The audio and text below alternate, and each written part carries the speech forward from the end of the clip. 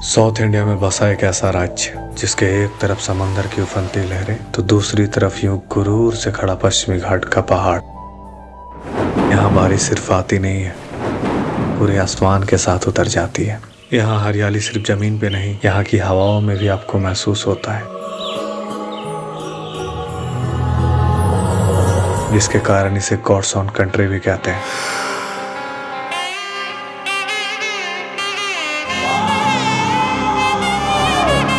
और उस स्टेट का नाम है केरला। तो वेलकम टू केरला। अगर आपने मेरी इससे पहली वाली वीडियोस देखी होगी Jharkhand to Kerala without ticket वाली, तो आपको पता होगा कि फिलहाल मैं अभी कहाँ हूँ। तो फिलहाल मैं अभी एलपूजा में हूँ और यहाँ आने की कहानी शुरू होती है इराकुलम से। तो चलिए हम कहानी को शुरू से शुरू करते हैं।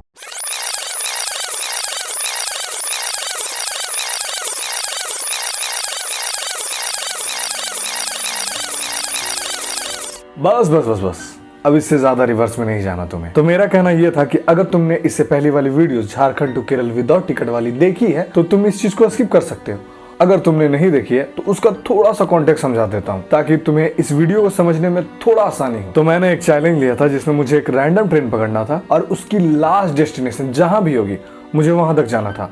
तो उसी तरह मैं यहाँ पे पहुंच चुका हूँ। अब यहाँ से हम शुरू करते हैं। अब मुझे यहाँ से जाना था एलपूजा, जिसे यहाँ के लोकल्स एलेपी भी कहते हैं। जब मैं ट्रेन में था तो किसी ने मुझे बताया था कि एलपूजा केरल की सबसे खूबसूरत जगहों में से एक है, जहाँ पानी के रास्ते गांव के बीच से गुजरती है, और भी बहुत कुछ बताते हैं। यह सब सुनकर मेरे मन में एक सुंदर सा तस्वीर बन जाता है। फिर मैं डिसाइड कर लेता हूँ कि मुझे तो एलपूजा ही जाना है।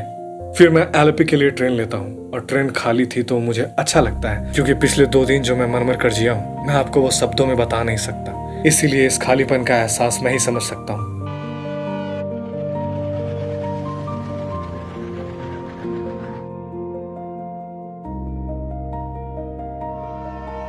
जब आप एलेपी रेलवे स्टेशन पे उतरोगे तो ज्यादा बड़ा रेलवे स्टेशन है नहीं है, एक छुटकू सा रेलवे स्टेशन है। जैसे ही आप रेलवे स्टेशन से बाहर निकलोगे तो आपको बहुत सारे ऑटो वाले दिखेंगे। मुझे एलपूजा टर्मिनल जाना था तो मैं एक ऑटो लेता हूँ और निकल जाता हूँ।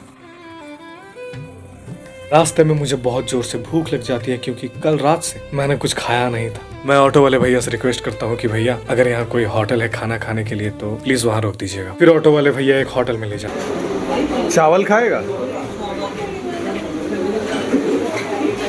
गाइस? तो अभी हम खाना खाने के लिए वेट कर रहे हैं। अभी हमारा खाना आ रहा है तो इधर खाना पता ही नहीं चलता यार कि क्या है खाना। पानी है रेड कलर का, गरम है, पानी गरम है। कुछ और होगा, हाथ वाथ धोने के लिए होगा साइड खाना। पता नहीं क्या है, इसको क्या बोलते हैं जरा बताइए। पुट्ट। और इसको क्या बोलते हैं? इसको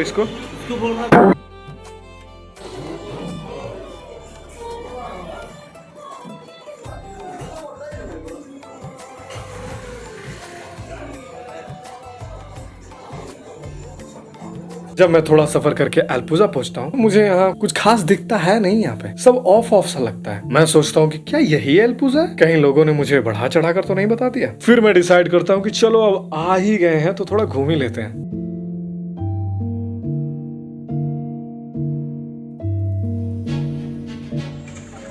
लेने आया हर्ष, पानी बॉटल।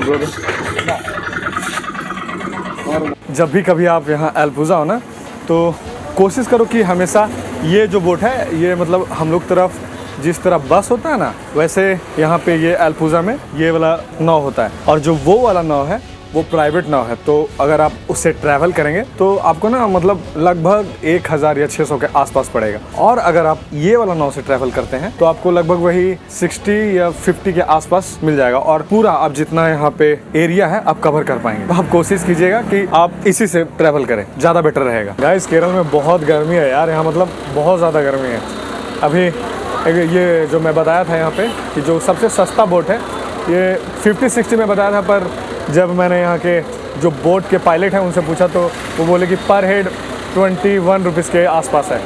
तो मुझे नहीं पता कि मैं यहाँ से कहाँ जा रहा हूँ, पर ठीक है ना, मतलब जहाँ भी बोट जाएगी मैं वहाँ तक जाने वाला हूँ और देखता हूँ क्या क्या मिलता है। यहाँ पे बोलते हैं कि ऐसा वैली है और छोटा बहुत ज़्यादा गाँव है, तो देखते हैं फिर क्या होता है।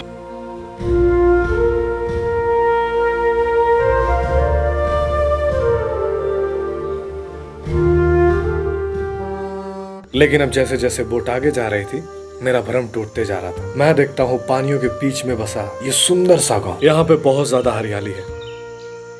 यहाँ सबसे अधिक चावल की खेती होती है और आपको देखने से ऐसा लगता है मानो जैसे कोई हरे रंग का चादर ओढ़कर बैठा है।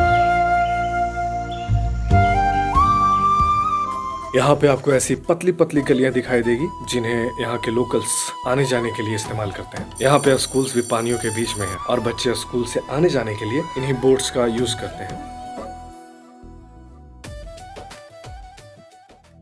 और ये मत समझना कि यहाँ सिर्फ स्कूल्स ही हैं। यहाँ पे हॉस्पिटल्स हैं, प्रे करने के लिए चर्च है, क्योंकि यहाँ की अधिकांश पॉपुलेशन क्रिश्चियन है।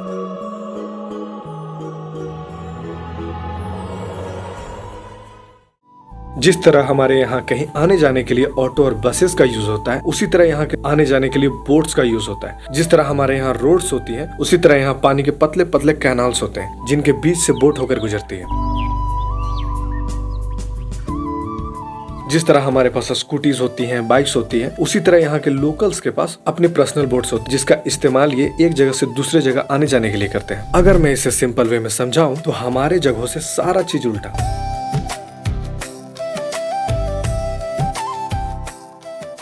जिस तरह हमारे यहाँ बस स्टैंड हो, उसी तरह यहाँ पे बोट स्टैंड होती है।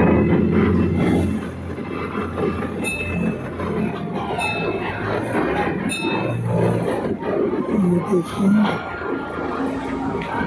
लोग यहाँ से उतर रहे हैं।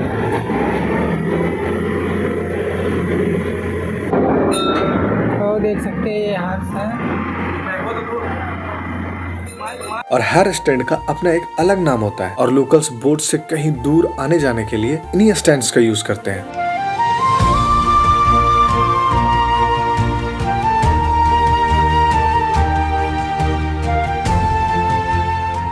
ये जो आपको बोट आती हुई दिखाई दे रही है, इसे हाउस बोट बोलते हैं। ये पानी में चलता हुआ एक छोटा सा घर है। दरअसल पहले पुराने जमाने में इस हाउस बोट का यूज चावल और मसालों को ढोने के लिए किया जाता था, लेकिन अब इसे होटल बना दिया गया है। अल्पुजा अपने बैक वाटर के लिए फेमस है। जब आप इसे देखोगे तो आपको एहसास होगा कि क्यों इसे भगवान का देश कहा जाता है।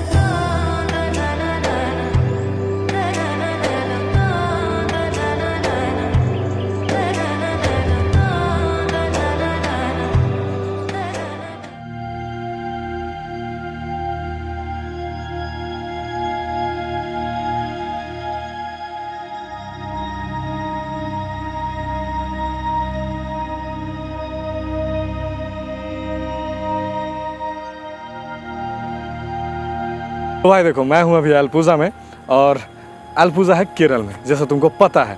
तो अभी मैं बोट से आया हूँ इधर अल्पुजा को थोड़ा सा एक्सप्लोर करने। तो यहाँ मैं आपको दिखाता हूँ यहाँ के घर, यहाँ का कल्चर और जो भी यहाँ मैं आपको दिखा सकता हूँ मैं आपको दिखाने की कोशिश करता हूँ। जैसा ये आपको ना यहाँ पे मतलब इस तरह के छोटे छोटे नाव हर घर के पास मतलब दिख ही जाएगा, क्योंकि जिस तरह हम लोगों के घर के पास होता है ना, स्कूटी है, साइकिल है, उसी तरह यहाँ पे है बोट का यूज़ होता है। क्योंकि यहाँ ये शहर ही पूरा फ्लोटिंग है, मतलब पूरा पानी पे तैरता है। और अगर मैं अल्पुजा के घरों का बात करूँ तो देखिए यहाँ पे जो घर है ना, ये जो दिख रहा है ये पूरा एक घर ही है। मतलब आपको पता नहीं चलेगा कि घर है, लेकिन यहाँ के अगल बगल जो जितना भी पानी के अगल बगल है सब घर ही है। यहाँ पे आपको नारियल मिलेगा बहुत बड़ा, मतलब एक्स्ट्रा यहाँ सबसे ज्यादा नारियल ही है। देखो यार, अगर तुम कभी केरल नहीं आए हो तो मैं कसम से बोल रहा हूँ, तुमको एक बार तो केरल आना ही चाहिए। इतना सुंदर है ना केरल, आप मतलब डिस्क्राइब नहीं कर सकते हो उसको। खास करके जब अल्पुजा में आओगे ना तुम, तो यहाँ पे पूरा फ्लोटिंग हाउस है। अगर बारिश होता है सोचो कितना खूबसूरत लगेगा वो।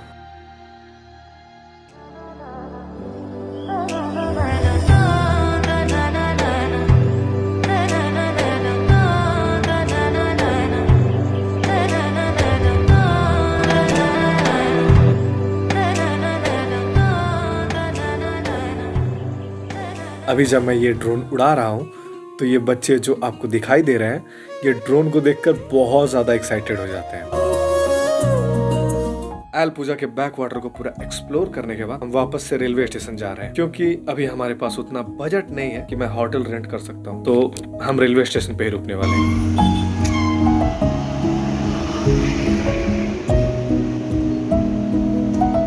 फिर हमें भूख लगती है तो हम यहाँ ढाबे पे खाना खाने के लिए रुक जाते हैं। अगर आपका रिलीजन सनातनी है बोले तो हिंदू है तो आपको यहाँ खाना खाने के लिए बहुत ज्यादा स्ट्रगल करना पड़ेगा, क्योंकि यहाँ अधिकांश होटलों में बीफ मिलता है, जिसके कारण मुझे खाना खाने के लिए बहुत स्ट्रगल करना पड़ता है। मुझे नहीं पता कि इसे क्या बोलते हैं, बस मैं इसे खा रहा हूँ, पेट भरना चाहिए बस।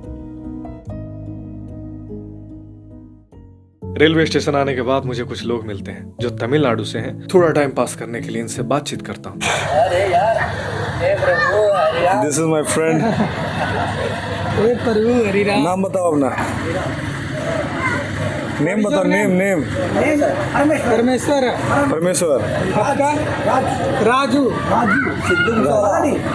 पालानी। Sidhu Moosewala. Are you fan Sidhu Moosewala? Big fan. One song Sidhu Moosewala. You sing a song? Sidhu Moosewala? You know Sidhu Moose? यहाँ भी थोड़ा लैंग्वेज बैरियर आ जाता है। आपको पता ही है कि मेरी इंग्लिश कितनी अच्छी है, और मेरी इंग्लिश उतनी ही अच्छी है जितनी अर्जुन कपूर की एक्टिंग। और ये मुझसे बताता है कि ये सिद्धू मूसेवाला का बहुत बड़ा फैन है और वीडियोस दिखाता है। इसके पिताजी बताते हैं कि ये तमिलनाडु में अपना खुद का बस चलाते हैं, और इनका बेटा जो इन्हीं के साथ रहकर कंडक्टर का काम करता है। ये मुझसे पूछते हैं कि तुम क्या करते हो, तो मैं इन्हें बताता हूँ कि मैं छोटा मोटा यूट्यूबर हूँ जो यूट्यूब पे वीडियोस बनाता हूँ। जब मैं इन भाई साहब को अपनी वीडियोस दिखाता हूँ तो इन्हें यकीन ही नहीं होता कि ये वीडियो मैंने बनाई है।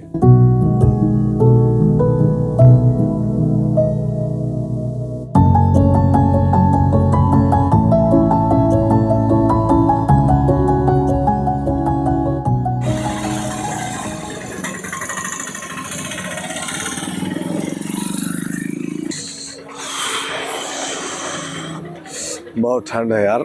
Manifestation is real brother. कल क्या हुआ कि बहुत ज़्यादा यहाँ पे गर्मी पड़ रहा था। हम सोच रहे थे कि यार काश बारिश हो जाता, क्योंकि केरल ना जब बारिश होता है तो एक अलग ही खूबसूरत लगता है। पूरा तरफ से हरियाली है यहाँ पे, तो अच्छा लगता है देखने में। और मेरा मन बहुत ज़्यादा मन था कि यहाँ पे बारिश हो ताकि शॉट्स अच्छे आ सकें। और जब मैं अभी रेलवे स्टेशन पे सोया हुआ था, क्योंकि अगर आपको सस्ता में अगर कहीं स्टे करना है, अगर आपको सस्ता में कहीं भी स्टे करना है तो आप उस जगह पे जाओ और घूमो उसको पहले, और घूमने के बाद वापस रेलवे स्टेशन पे आ जाओ। आपको 1 रुपये भी पैसा नहीं लगता और सुविधा मतलब बहुत अच्छा है। तो उसी तरह हम भी आए थे और सो गए थे। जब मैं सुबह सोकर उठता हूँ तो देखता हूँ कि वाई यहाँ तो पूरा बारिश हुआ है यार।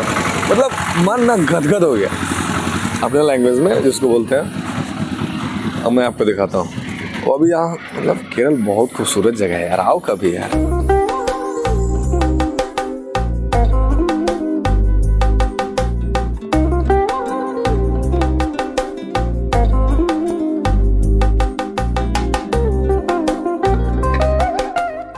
कभी कभी ना आपको अकेला ट्रेन भी सही स्टेशन पे छोड़ देती है।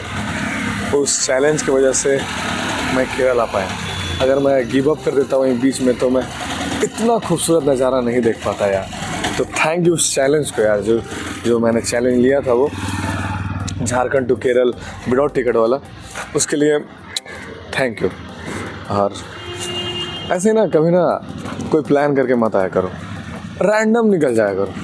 पता चलेगा कि तुम्हारे साथ कुछ अच्छा ही होगा, ख़राब नहीं होगा। ये मैं अपने एक्सपीरियंस से बता रहा हूँ। तो ज़्यादा सोचोगे ना तो बस सोचते ही रह जाओ, तो सोचो मत। अगर तुम्हारे मन में कोई इच्छा है कुछ करने का, बस कर डालो, ज़्यादा सोचो मत। उसका परिणाम अच्छा हो बुरा हो डजेंट मैटर, बस तुम करो, बस तुम्हें अच्छा लगना चाहिए, बस यही मैटर करता है यहाँ। तो ज़्यादा सोचना नहीं है और करते जाना है। तो मैं यहाँ आ रहा था ना तो हम तो सोचे भी नहीं थे कि वो कहाँ जाना है, कैसे जाना है, कुछ नहीं। बस एक रैंडम ट्रेन पकड़ा। अब जैसे आपने देखा पिछले वीडियोस में कि एक रैंडम ट्रेन पकड़ा, बैठ गया, पता नहीं कि वो कहाँ जाने वाली है। जब मैं बैठा तो पता चला कि वो केरल जाएगी। तो उसे हम हड़बड़ाए नहीं कि यार अब तो ये केरल जा रही है। जो मेरा ऐसा प्लान था नहीं, मेरा प्लान था कि 100 किलोमीटर के आसपास जाऊँगा और फिर वापस आ जाऊँगा, ज़्यादा से ज़्यादा 150 किलोमीटर। लेकिन इतना दूर चला जाऊँगा ये मुझे पता नहीं था। तो ज़्यादा मैं सोचता भी नहीं यार, जो मेरे दिल में आता है मैं करता हूँ। और मैं आपसे भी यही कहता हूँ कि अगर आपको किस चीज़ में इंटरेस्ट है, अगर आप किसी को करना चाहते हो तो प्लीज़ यार करो। क्योंकि ये नज़ारा नहीं मिलेगा भाई। अब मतलब कोई भी अपना काम है तुम्हारे पास तो करो यार बस, और मैं क्या ही कर सकता हूँ। अब हम जा रहे हैं कड़मकुड़ी। तो कड़मकुड़ी जाने से पहले हमें इराकुलम जाना पड़ेगा, क्योंकि वहाँ से लगभग 10 या 15-20 किलोमीटर के आसपास है। तो हम वहाँ कड़मकुड़ी जाएंगे और थोड़ा एक्सप्लोर करेंगे, क्योंकि रील्स में ना हमने इतना देखा है उसको, कड़मकुड़ी को। अगर आपने नहीं देखा तो मैं दिखाता हूँ आपको। अब हमारी ट्रेन आने वाली होती है, तो हम थोड़ा वेट करते हैं।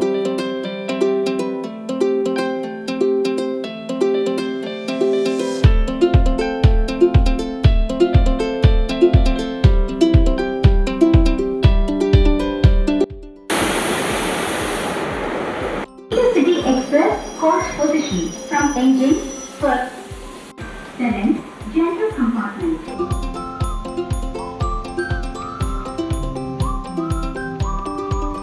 एर्नाकुलम आने के बाद हमें जाना होता है कड़मकुडी। जब मैं रेलवे स्टेशन से बाहर निकलता हूँ तो थोड़ी दूर पे ही घूमते हुए मुझे बहुत इंटरेस्टिंग सी चीज दिखता है, वो है यहाँ की लॉटरी टिकट। यहाँ आपको कई जगहों पे छोटी छोटी दुकानों पर लॉटरी के टिकट बिकते हुए दिखाई दें। लोग अपनी किस्मत आजमाने के लिए टिकट्स खरीदते हैं और वो सोचते हैं कि एक ही दिन में वो करोड़पति बन जाएंगे, लेकिन जो ऐसा होता नहीं है। अब मुझे जाना था कड़मकुडी, और कड़मकुडी जाने के लिए मैं ये बस लेता हूँ और मस्त बैठ जाता हूँ।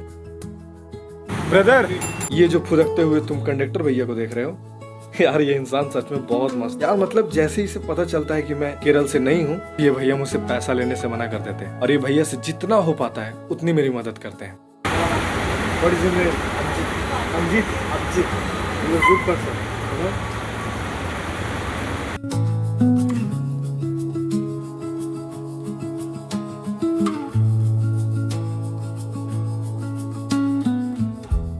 कड़मकुड़ी आने के बाद अब मैं वहां जा रहा हूं जहां जाने के लिए लोग ख्वाब देखते हैं। यहां से लगभग 3 किलोमीटर की दूरी पर है वो व्यू पॉइंट जहां मुझे जाना है। तो मिलते हैं फिर वहीं पे।